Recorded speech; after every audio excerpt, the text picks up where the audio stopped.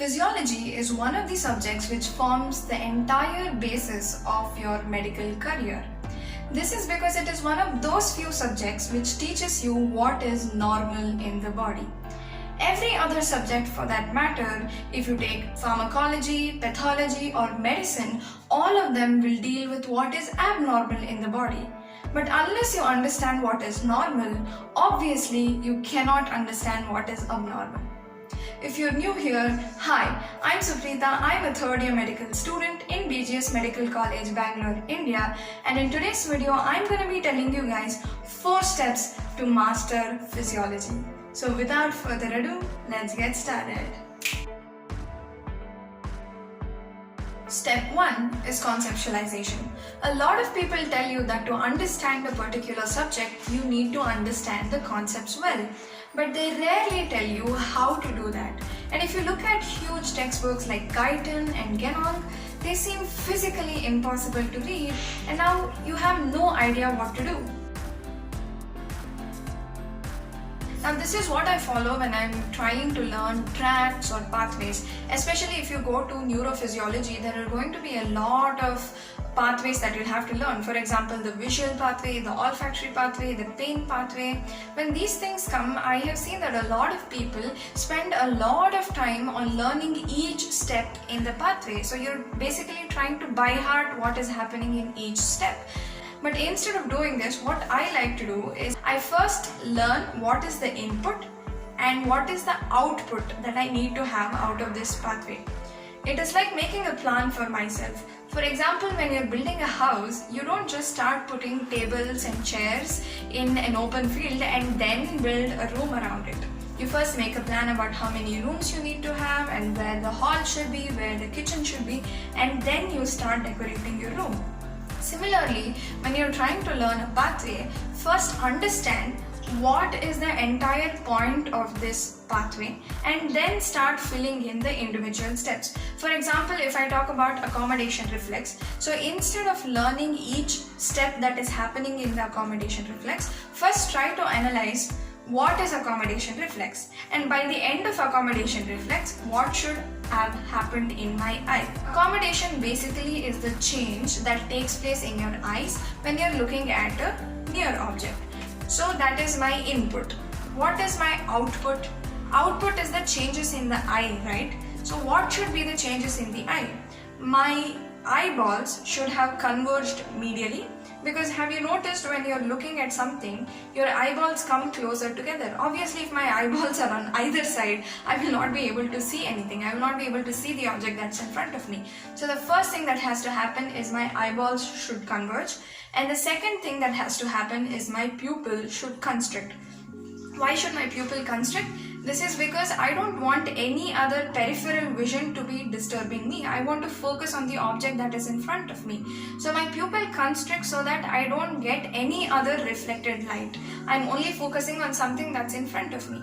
And the third thing that should happen is the curvature of my lens should increase. Now, if you're in first year, I'm sure you guys are pretty fresh from physics, and you know that we consider rays coming from a farther object to be parallel, and the rays that is coming from an object in front of you is considered diverging, right? So to converge a diverging rays, you need to increase the power of the lens, and this is done by increasing the curvature of the lens. This will happen only when the ciliary muscles will contract. So at the end, if I want my accommodation reflex to have happened, there are 3 things that should have happened. 1, my medial rectus should have contracted, my ciliary muscle should have contracted, and my constrictor pupillae should have contracted. Now let's start going over the pathway. What is the stimulus? My stimulus is going to be gazing at a near object. From here, the afferent pathway is going to be same for both accommodation reflex as well as light reflex, and that is just your visual pathway. That is, your stimulus is going from your rods and cones through your optic nerve, optic chiasma, optic tract to your occipital lobe, where your vision field is going to be present. So the afferent limb for both of them is going to be same. So you just have to learn the visual pathway. What is important is the efferent limb. So in the efferent limb, it is very logical if you try to understand what should happen. The first thing that should happen is constriction of your medial rectus, right? So what is the nerve that supplies your medial rectus? If you have knowledge from anatomy, you'll know that it is your oculomotor nerve. So the efferent limb is very simple. First efferent limb is going to be, the fibers will go to the pretectal nucleus. From there it goes to the oculomotor nucleus, the oculomotor nerve, and then the medial rectus constricts. Now there are two things left, your ciliary muscle contraction and your pupillary constriction. And if you again have a little bit of knowledge from anatomy, you know that both of these are supplied by short ciliary nerves. So what is the other two efferent limbs? From your pretectal nucleus, your nerve fibers go to the ciliary ganglion, from where you have the short ciliary nerves which supplies the constrictor pupillae and your ciliary muscle, and your accommodation reflex pathway is done. Now if you don't do this and if you're just trying to by heart each step, it becomes very difficult because you don't know what process is going on and you will just be trying to memorize each step. And if you forget one thing, everything is gone. But there are some things that you cannot deduce and you will have to remember. For example, pretectal nucleus. You cannot deduce anything about pretectal nucleus. You will just have to remember it. So when you're learning a pathway, put down some checkpoints for yourself which you definitely have to remember.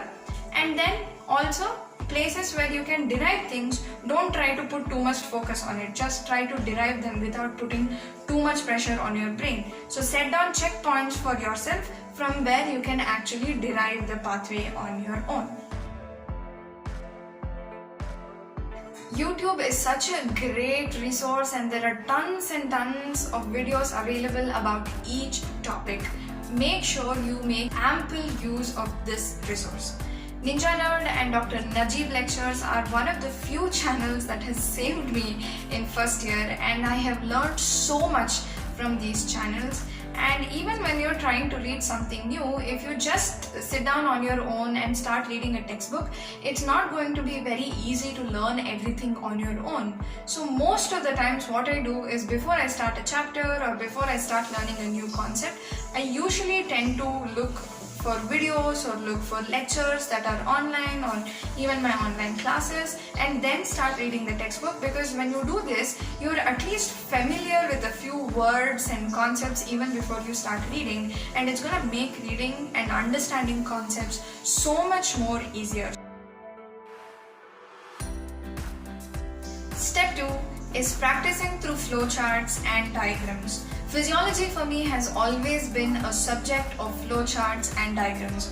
A lot of people think that diagrams are important only for anatomy, but trust me, diagrams are equally important in physiology too. Because if you don't understand the structure of a particular organ or a particular tissue, it is going to be very difficult to understand the physiology. So you need to draw a lot of diagrams and you need to draw a lot of flowcharts. Flowcharts are not only going to be useful for you when you're trying to read or making notes, but it's also going to be very useful to you when you're writing your answers in an exam.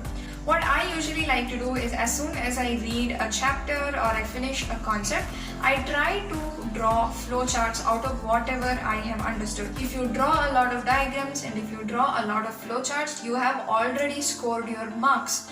Your lecturers or examiners are not going to have a lot of patience or time to look at paragraphs and paragraphs of things that you have written. If you have made a very well labeled diagram and if you have written down informative flowchart, that is all that is needed. Then you can just write a few headings and subheadings and give a little bit of explanation about everything, and you will get tons and tons of marks, trust me. Number 3 is prioritizing. Prioritizing is important for each and every subject, and more so for physiology, because it is such a huge and voluminous subject that you will definitely not be able to read each and everything that is given in the textbook. So you will have to focus on what is important. When it comes to prioritizing, the question is, are you reading for boards or are you reading for your PG? If you are in first year, what I would suggest is that your main aim should be getting a strong base and foundation and understanding the concepts very well. So what I think you should be doing is first look at videos and explanatory lectures online.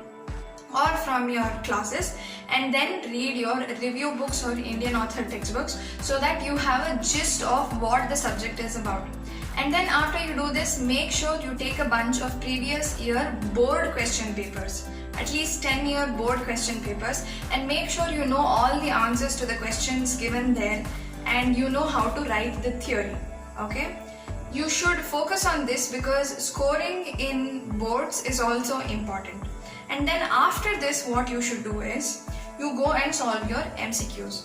Now once you start solving your MCQs, you will start understanding that there are a lot of places where you lack solid concepts, and when this happens, you can go and read your Guyton or Genong. My suggestion is that don't straightly go and start reading Guyton or Genong because there is a lot of information and a lot of unnecessary information too given in it, and you will not be able to identify what is important and what is not.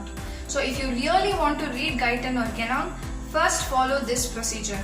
Make sure you have the basics, make sure you know the answers to all your board questions, and then solve your MCQs and then go to Guyton and Genong.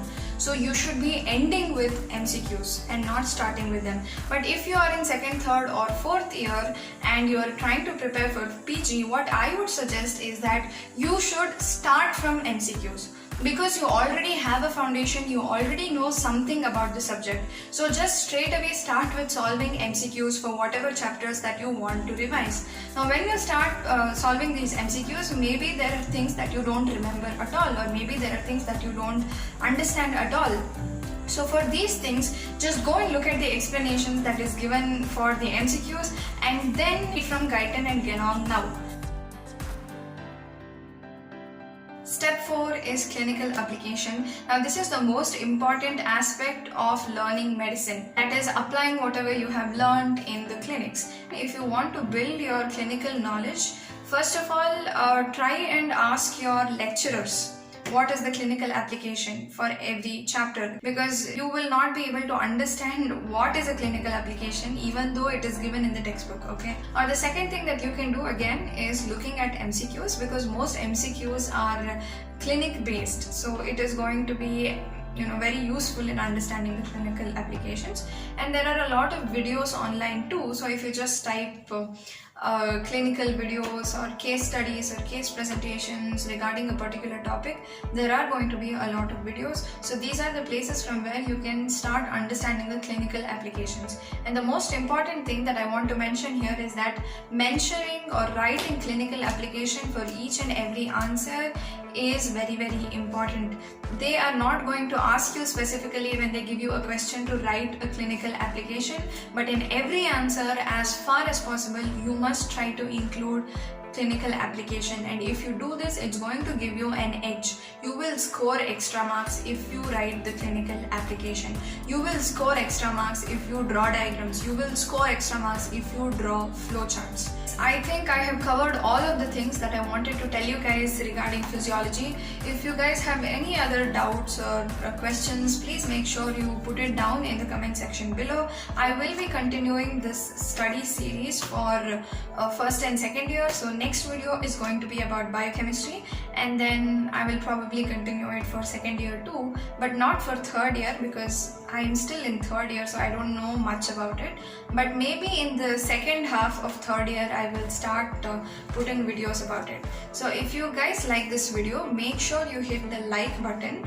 I know it's a little cringy asking for these things, but that is how you can let YouTube know that this video was actually useful. So the more number of likes that are present, or the more number of people who subscribe, that is going to act as an analytical data for YouTube to recommend my videos to a lot more people.